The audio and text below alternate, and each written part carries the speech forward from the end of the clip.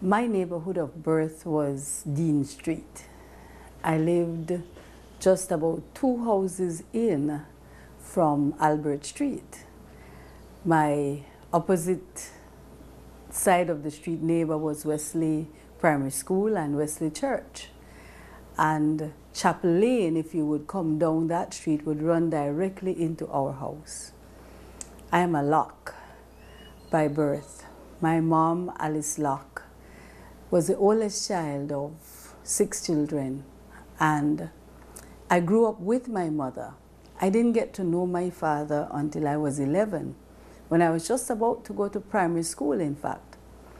And I guess it's significant that when I met him, I got my first bicycle. My childhood was a happy one. I think growing up with cousins in the backyard, there were 3 houses in that yard.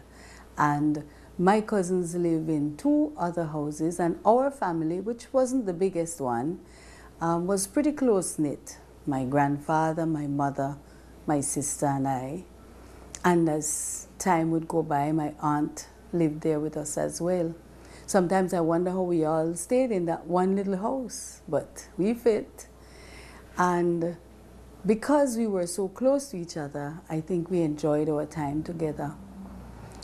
I lived so close to Wesley School, though, that immediately I was 2.5 years old, I begged to go to school. And I started school at 2.5 in what we called ABC at that time. But I remember at our yard, we played a lot together. We played school, we played house, and if it was school, I was a teacher. And if no one else in the yard was playing with me, I played by myself with the railing. I used to lash those railings. If they didn't answer my questions correct, I gave it to them. And you know what is so funny about my time as a teacher then? I used to be such a disciplinarian with the whip. But as a real teacher, I have never lashed a soul. But I believe from that age, I began my formation as a teacher. My first teacher, Mrs. Hall, her daughter was my friend. And I would spend time at school with her and then beg to go to her house after school. She was such a pleasant person, and she cared for us. And throughout my primary school years, I was an excellent student, so my teachers liked me. I guess when you do good, you get rewarded. But it wasn't because they liked me I did well. I liked learning, and I think they helped me to like it even more. So then when I think about it now, maybe that's why I wanted to teach, because I wanted others to feel how I felt when I learned something and mastered it. I remember Sister Sarita, our principal at SCA, and she was one of my role models. In fact, she was why I decided after teaching I'll be a principal. I knew that from high school too. But I remember her saying that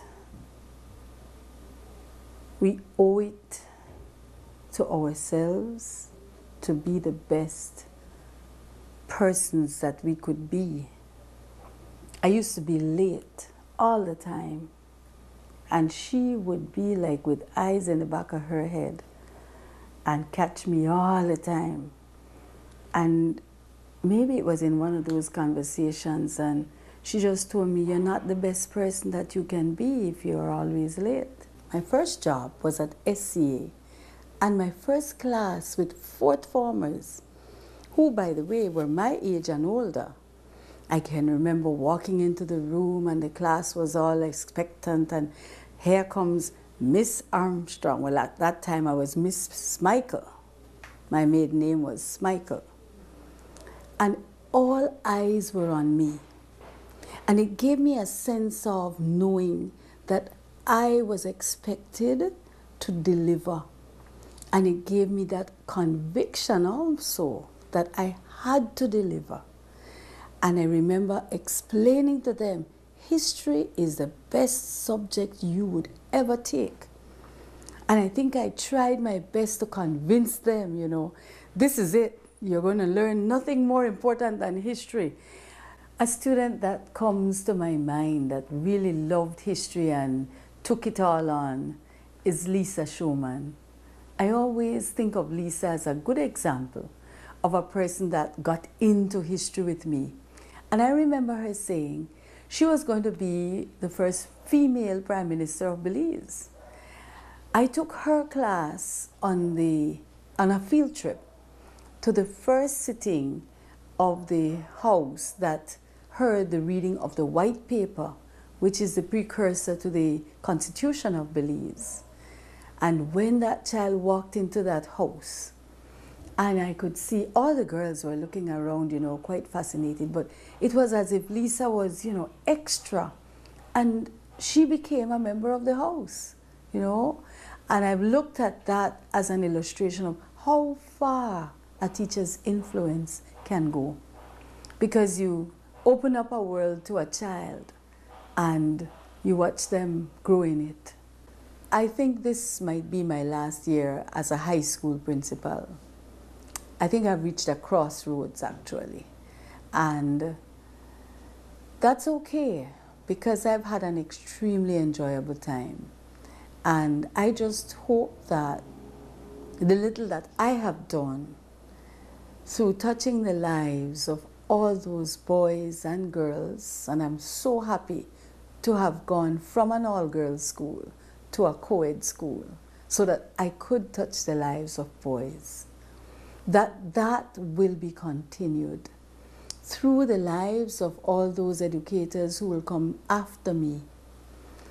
Our young need good leaders, good teachers, and I'm so blessed to have been in the teaching profession. I look into the window of my mind, reflections of the fears I know I've left behind.